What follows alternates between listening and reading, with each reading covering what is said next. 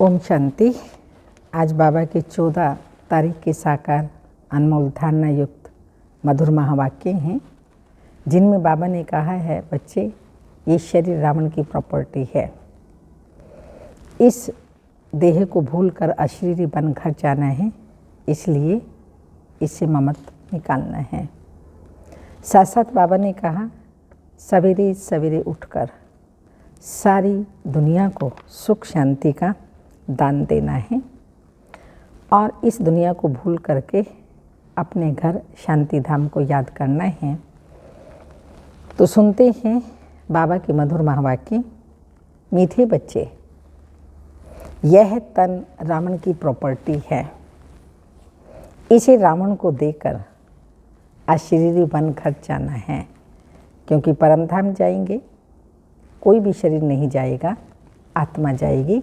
तो यहाँ ही शरीर लिया है और यहाँ ही शरीर छोड़ करके आत्मा ने अपने घर परम धाम जाना है। इसलिए इससे ममत निकाल दो। क्वेश्चन है, सारी सृष्टि को शांति और सुख का दान देने की विधि क्या है? सवेरे सवेरे उठ अशरीरी होकर बाप की याद में बैठना। क्या विधि है? सवेरे सवेरे उठ अशरीरी होकर बाप की याद में बैठना। यह है विश्व को शांति का दान देने की विधि। और स्वदर्शन चक्र फिराना, यह है सुख का दान देने की विधि।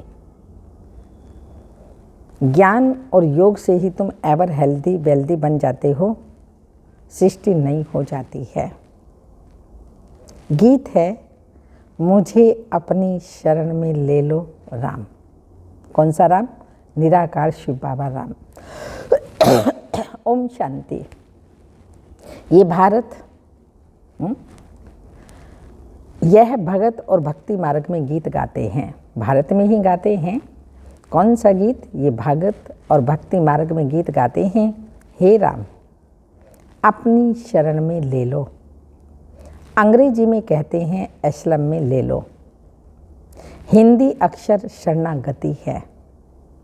भगत गाते हैं क्योंकि रावण राज्य है, रावण को जलाते भी हैं। इससे भी सिद्ध है रावण राज्य है। वर्ष वर्ष रावण को जलाते हैं तो सिद्ध होता है रावण राज्य है। इसका भी अर्थ कोई समझते नहीं। वंडरफुल बात है, हर वर्ष रावण को जलाते, इतना बड़ा पुतला बना करके, लेकिन कोई भी समझता नहीं रावण को क्यों जलाते हैं। रावण का विनाश करने के लिए दशहरा करते हैं। यह भी एक निशानी है कि रावण हमारा दुश्मन है। अभी यह संगम है, तो इस समय ही राम की शरण में गए होंगे और रावण का विनाश किया होगा। पास्ट में जो होकर जाते हैं उनका ही नाटक बनाते हैं। तुम बच्चे जानते हो, हम अभी रावण की जेल से निकल राम की असलम में आए हैं।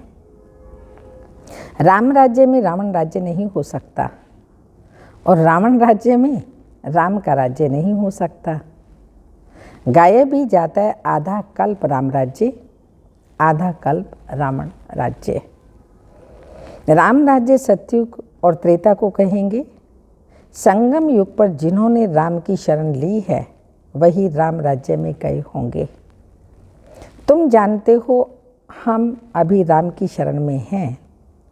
ये सारी दुनिया एक टापू है, चारों तरफ पानी है, बीच में है टापू। बड़े बड़े टापू में फिर छोटे छोटे टापू भी हैं। अब तुम बच्चों की बुद्धि में हैं तो रावण राज्य सारी दुनिया पर है। कब से शुरू होता है? समझाया जाता है आधा आधा है। राम राज्य आधा और रावण राज्य आधा। टोटल सृष्टि चक्र 5000 वर्ष का है। तो सतयुग त्रेता राम राज्य और द्वापर कलयुग रावण राज्य। राम राज्य में सुख ब्रह्मा का दिन, रावण राज्य में दुख अर्थात ब्रह्मा की रात। आधा कल्प सोजरा तो आधा कल्प अंधियारा। सतयुग त्रेता में भक्ति का नाम निशान भी नहीं। फिर आधा कल्प भक्ति मार्ग चलता है, द्वापर और कलयुग। भक्ति दो प्रकार की है। द्वापर में पहले पहले अव्यभिचारी भक्ति होती है, एक शिव परमात्मा की, फिर धीरे धीरे देवताओं की। तो पहले पहले अव्यभिचारी भक्ति होती, कलयुग में व्यभिचारी भक्ति बन जाती है। देवताओं की तो भक्ति करते हैं, प्रकृति की भी करनी शुरू कर देते हैं, मनुष्यों की भी भक्ति करते हैं, जो तत्व हैं 5 तत्व उनकी भी भक्ति करते हैं। तो इसको कहा जाता है व्यभिचारी। अनेकों की पूजा करना, यह हो गई व्यभिचारी भक्ति। अभी तो देखो कच्छ मच्छ आदि सबकी भक्ति करते हैं। कलयुग के एंड में आकर के कच्छ अवतार मच्छ अवतार बोलते हैं भगवान को, तो उनकी भी भक्ति करते। मनुष्यों की बुद्धि को सतो प्रधान सतो रजो तमो होना ही है, इन स्टेजेस से पास होना है। तो बाप समझाते हैं, तुमने अभी राम अथवा शिव बाबा की गोद ली है। ब्रह्मा द्वारा ईश्वर को बाबा कहते हैं। जब वह फादर है, फिर फादर को सर्वव्यापी कहना, ये कहाँ सुना? कहेंगे फलाने शास्त्र में व्यास भगवान ने लिखा। बाप समझाते हैं, सर्वव्यापी के ज्ञान से तुमको कुछ भी फायदा नहीं हुआ है। सदगति देने वाला जरूर कोई चाहिए, तो वह जरूर दूसरा होगा। सदगति देते ही हैं गॉड फादर। यह तुम्हारा ईश्वरीय जन्म है। तुम अभी संगम पर हो। ये संगम का टाइम दिन में व रात में नहीं गिना जाता, बीच का टाइम है ना। ये छोटा सा संगम है, जबकि दुनिया बदलनी है। आयरन एज से बदल गोल्डन एज होती है। रावण राज्य से बदल राम राज्य होता है। जिस राम राज्य के लिए तुम पुरुषार्थ कर रहे हो, तो ऐसे ऐसे गीत भी काम में आते हैं। यह हुआ जैसे कि श्लोक।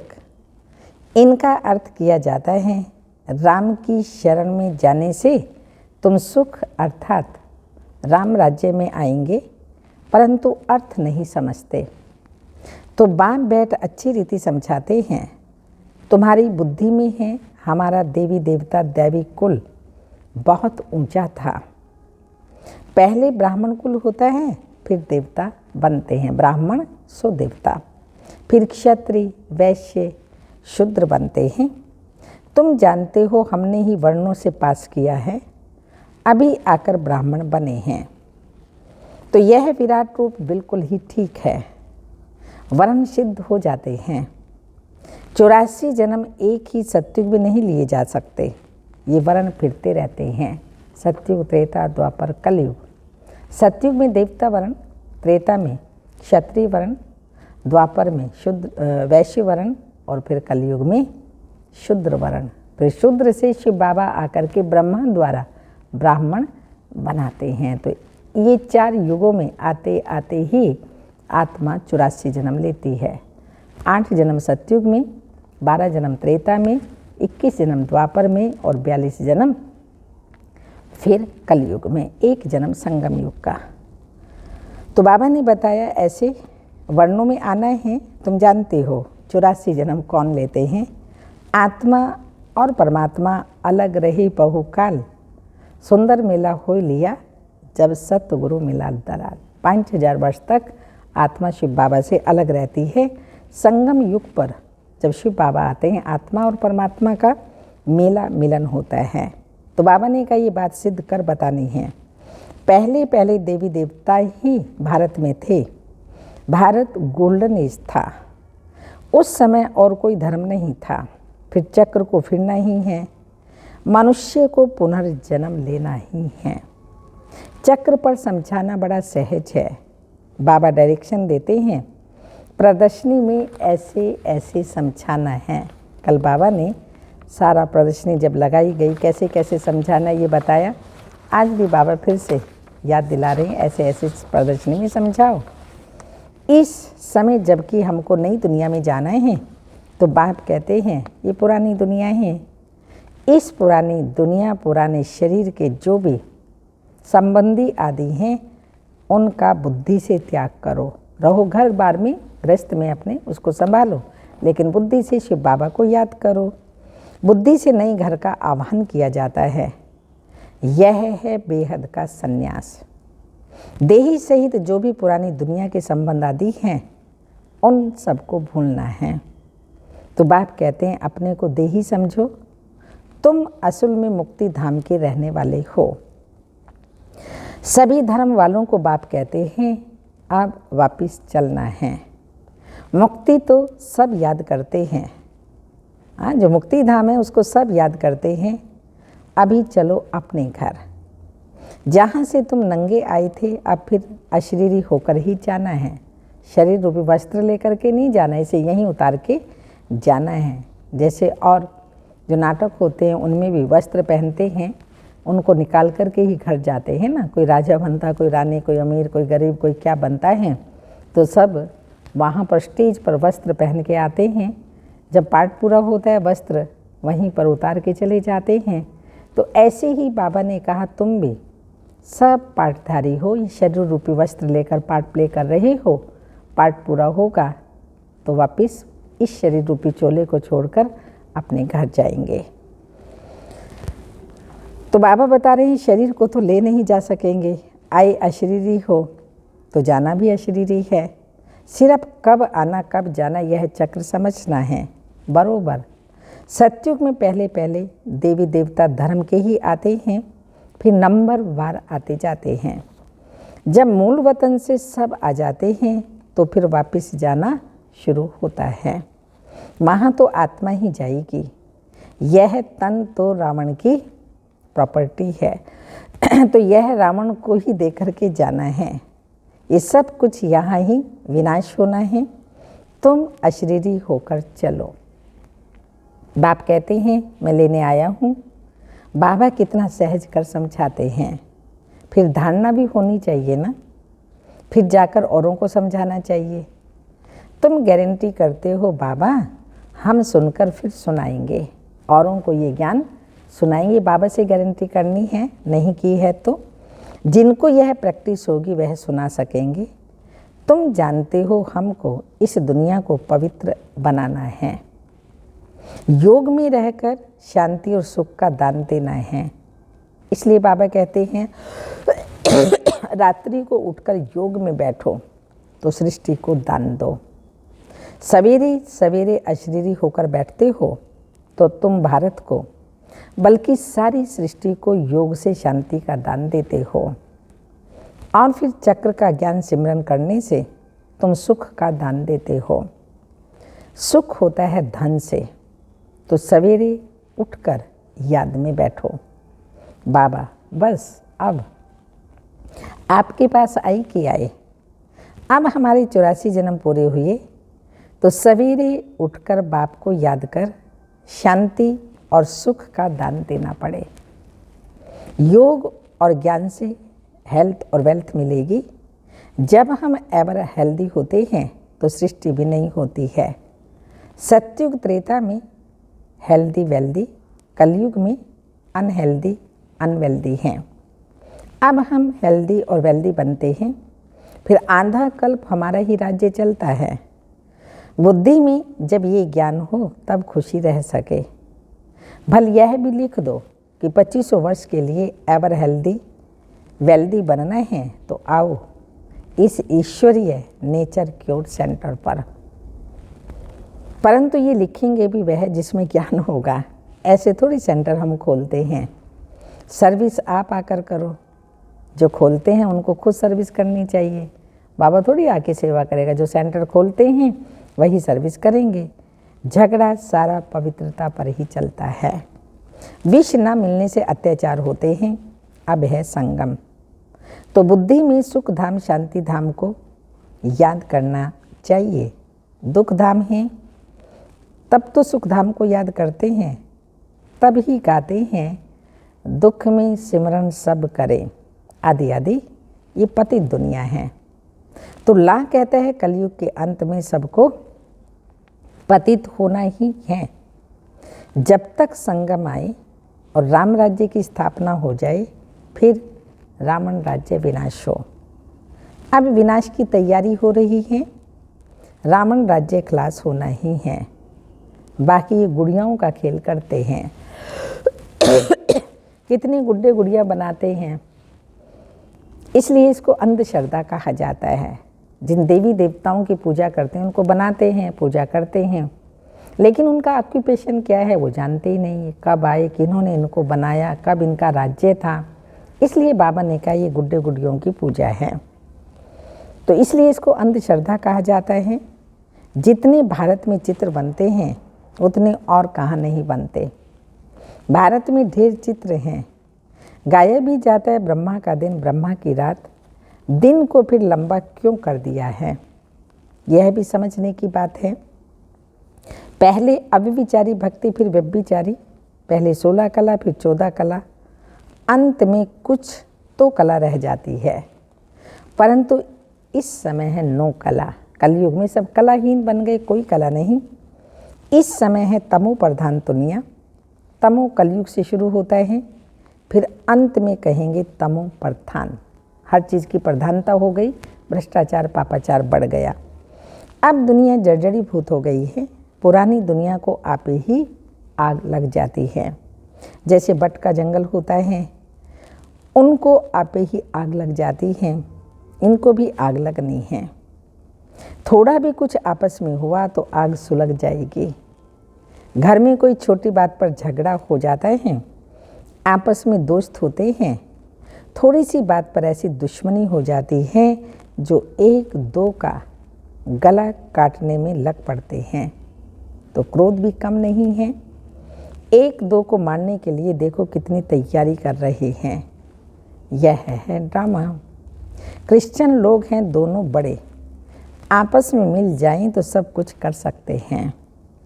पोप भी क्रिश्चियन का हेड है। उनका मान बहुत रखते हैं, परंतु मानते उनकी भी नहीं हैं। यहाँ भी जो बच्चे बाप की मानते नहीं तो वह विनाशी पद पाते हैं। छोटा मोटा पद पा लेते हैं। श्रीमत पर चलना चाहिए। श्रीमत भगवत गीता है ना, और कोई शास्त्र में श्रीमत है नहीं।